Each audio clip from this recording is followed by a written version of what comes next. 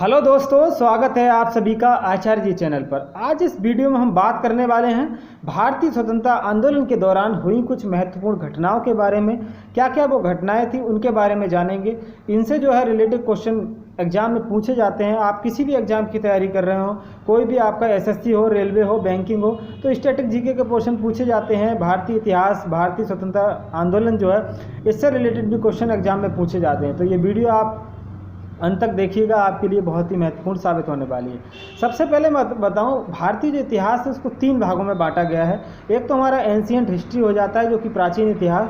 उसके बाद medieval history, जो कि जिसमें मुगल वगैरह थे, इनका जो मिडाइवल हिस्ट्री में इनको रखा गया। तीसरा जो है हमारा आधुनिक इतिहास है, जिसको मॉडर्न हिस्ट्री हम कहते हैं। देखो, मॉडर्न हिस्ट्री की शुरुआत जो है कुछ इतिहासकारों के अनुसार जो है जब भारतीय राष्ट्रीय कांग्रेस की जब स्थापना हुई तब से मानी जाती है। तो ज़्यादातर जो मॉडर्न हिस्ट्री है उसकी शुरुआत 1885 जब कांग्रेस की स्थापना हुई उसके बाद से ही मानी जाती है।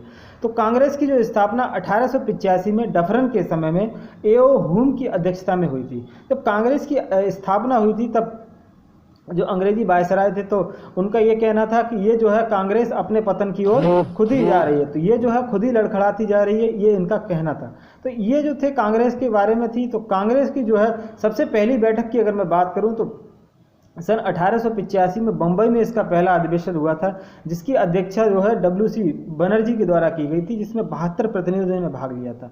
इसके साथ ही साथ इसकी दूसरी जो कांग्रेस का अधिवेशन हुआ था 1886 में हुआ था, उसकी जो अध्यक्षता है वो दादा भाई नौरोजी, जिनको grand old man of India कहा जाता है। साथ ही साथ इससे एक क्वेश्चन और पूछा जाता है, कांग्रेस के पहले मुस्लिम अध्यक्ष कौन थे, तो वो मैं आपको बता दूं, तीसरा अधिवेशन ही जो हुआ था कांग्रेस का 1887 में, तो बदरुद्दीन तैयब जी जो थे वो पहले कांग्रेस के मुस्लिम अध्यक्ष थे। इसी के साथ ही साथ कांग्रेस के पहले अंग्रेज अध्यक्ष के बारे में यदि मैं आपको बताऊँ तो जो चौथा अधिवेशन था 1888 में इलाहाबाद में इसकी अधिवेशन हुआ था। तो जॉर्ज यूले जो थे वो पहले अंग्रेज अध्यक्ष थे। तो बात करते हैं, मैं आपको बता दूं, जैसे भारतीय स्वतंत्रता आंदोलन जो था तो इसमें सिर्फ कांग्रेस का ही योगदान नहीं था। भारत को आज़ादी दिलाने में और भी कई सारी संस्थाएं थीं, कई लोगों ने संघर्ष किया। तो सिर्फ कांग्रेस को ही पूरा श्रेय देना ऐसा बिल्कुल सही नहीं है। तो मैं आपको बताता हूं, जैसे 1885 में जब कांग्रेस की स्थापना हुई तो पहला जो अंग्रेजों के खिलाफ विद्रोह था वो सन्यासी विद्रोह को कहा जाता है। तो जो सन्यासी विद्रोह है, जो आनंद मठ जो पुस्तक है बंकिम चंद्र चटर्जी का जो उपन्यास है, उसमें इसका जिक्र किया गया है। तो सबसे पहली अगर मैं आपको स्टार्टिंग से मैं लेके चलूँ तो 1905 में जब करजन बंगाल का जो था वायसराय था, तो इसने क्या किया, एक तरफ बंगाल को 2 भागों में विभाजित करने की योजना बनाई। तो इसमें जो है एक तरफ ईस्ट बंगाल बना दिया गया, दूसरी तरफ वेस्ट बंगाल। तो बंगाल के विभाजन की इसने घोषणा की। तो उसके बाद बंगाल में काफ़ी विरोध हुआ। इसके बाद हम बंगाली एक हैं, काफ़ी नारे लगाए गए इसके बारे में। तो इसी के विरोध में जो है स्वदेशी आंदोलन की शुरुआत होती है। तो जो बंगाल है, जो 2 तरीके का, जो 2 आपको बंगाल में आपको बता दूं, उस समय जो है एक ईस्ट बंगाल बना था, एक वेस्ट बंगाल बना था। तो जो ईस्ट बंगाल था उस वक्त जब 1947 में जब भारत को आज़ादी मिली तो ईस्ट बंगाल जो था वही पाकिस्तान बन गया। लेकिन 1971 में भारत की मदद से जो है बांग्लादेश बना। तो 1971 में बांग्लादेश का निर्माण होता है। इसके अलावा मैं बता दूं, जो 1905 में जो बंगाल विभाजन था करजन के समय किया गया था, इसको वापस कब लिया गया वो मैं बताऊं, 1911 में जब हार्डिंग दिल्ली दरबार आयोजित हुआ था तब बंगाल विभाजन को वापस ले लिया गया। उसी के बाद 1906 में जो है दादा भाई नौरोजी की अध्यक्षता में कांग्रेस का जो अधिवेशन हुआ, उसमें भारत में पहली बार स्वराज की मांग को प्रस्तुत किया गया, मतलब स्वराज की मांग की गई। उसके बाद 1907 में जो है होता ही है, जब कांग्रेस का अधिवेशन हो रहा था तो उसमें जो है नरम दल के नेता ये चाहते थे कि कांग्रेस का जो अध्यक्ष है कोई उदारवादी नेता चुना जाए, और जो गरम दल के नेता थे वो ये चाहते थे कि कोई भी उग्रवाद जो है वो नेता चुना जाए। तो गरम दल में जो थे वो लाल बाल पाल के नाम से जाने जाते थे, लाला लाजपत राय और बाल गंगाधर तिलक, इन्हीं के साथ ही साथ बिपिन चंद्र पाल। तो लाला लाजपत राय के बारे में आप जानते होंगे कि 1928 में जब साइमन कमीशन भारत आया था तो उसके विरोध में लाठी लगने के कारण इनकी मृत्यु हो गई थी। तो लाला लाजपत राय का कहना था कि मेरे सर पर लगने वाली एक एक लाठी अंग्रेजों के ताबूत में आखिरी कील साबित होने वाली है। तो इसके बाद जो है भारत को आज़ादी 1947 में मिली। इसके अलावा मैं बताऊँ लाला लाजपत राय हो गए, बाल गंगाधर तिलक जो थे उनको जो है देशद्रोह के आरोप में जो है इनको मांडले जेल में भेज दिया गया था। तो ये 6 वर्ष तक मांडले जेल में रहे। उस वक्त उन्होंने एक पुस्तक लिखी थी गीता रहस्य।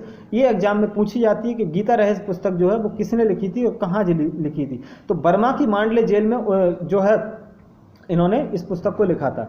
तो 1907 के बाद मैं आपको बात को बताऊं तो 1911 में वो हुआ था कि दिल्ली दरबार का आयोजन हुआ। तो जो ब्रिटेन के राजा थे जॉर्ज पंचम और मेरी जो थे वो दोनों दिल्ली में आए। तो इसके बाद जो होता है दिल्ली दरबार का जब आयोजन हुआ तब जो उस वक्त जो वायसराय था वो हार्डिंग था। तो हार्डिंग के ऊपर जो है रास बिहारी बोस ने बम भी फेंक दिया था। तो 1911 में ही जो है बंगाल विभाजन उसको रद्द कर दिया गया। बंगाल का जो विभाजन था उसको रद्द किया गया। इसमें जो है बिहार और उड़ीसा अलग राज्य बना दिए गए और जो राजधानी थी भारत की कोलकाता से उसको दिल्ली लेकर के आया गया। तो कोलकाता से दिल्ली जो राजधानी स्थानांतरित हुई वो 1911 में स्थानांतरित हुई। उससे पहले भारत की राजधानी कोलकाता ही थी। बंगाल एक ऐसा क्षेत्र था भारत का जो सबसे ज़्यादा संपन्न बंगाल ही था। देखो बंगाल से सबसे पहले जो स्वतंत्रता आंदोलन की जो चिंगारी उठी थी सबसे पहले बंगाल से ही उठी थी। इसके बहुत सारे कारण हैं। इसमें जो है सर्वाधिक विकास भी वहीं पर था। पूरा बंगाल का जो केंद्रीकरण था, भारत का जो पूरा केंद्रीकरण था वो बंगाल में ही था। तो लेकिन जब इसकी राजधानी 1911 में कोलकाता से दिल्ली स्थानांतरित की गई, क्योंकि दिल्ली जो है भारत के एकदम मध्य में पड़ता है, सेंटर में पड़ जाता है, तो इसलिए जो है इसको राजधानी दिल्ली में 1911 में लेकर के आए थे।